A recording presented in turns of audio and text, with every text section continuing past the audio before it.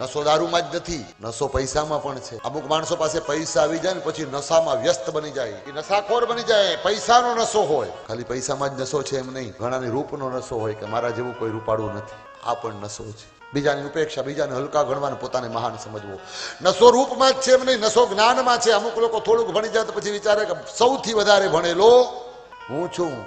કથાકારોને નશો આવી જાય, અભિમાન આવી જાય, હું કથા કરું એવી કોઈ કથા કરતું નથી. ઈ વ્યાસપીઠ ઉપર બેસે પછી ભગવાન એને પાડે, એને ધક્કો મારે. છે શું આમાં અભિમાન કરવા જેવું? અંદર આ ખોલો તો ખરા, અંદરથી કંઈક કાજુ બદામ પિસ્તા તમે ખાતા હશો, ભલે જે ખાતા હો. આ ઉપરથી પ્લાસ્ટર સારું કરેલું છે, ચામડી ઉખડી જાય પછી જોજો કોક બળી ગયું હોય અંદર. ડોક્ટરોને કહેજો અને તમારી સગાઈ કરવી હોય, એક્સરે નો ફોટો મોકલજો કે આ રહ્યો જમાઈ.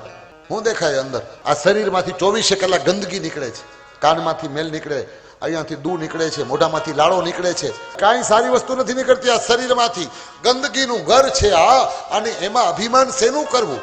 અભિમાન કોઈ વાતનું કરાય જ નહીં. એમ જ કહેવાય જે છે એ ભગવાનનો પ્રસાદ છે, મને ભગવાને આપ્યું છે. જે છે ઈશ્વર દ્વારા મળેલી પ્રસાદી છે. આવો ભાવ તમારા હૈયામાં આવશે ને મારા ભાઈ બહેન, ત્યારે જ તમે અને ભગવાનને પ્રાર્થના કરજો, ભગવાન મને વિવેક આપજે અને મને કોઈ દિવસ કોઈ બાબતનો અહંકાર ન આવે, મને અભિમાન ન આવે, મારાથી કોઈ દી મોટી વાત ન થાય.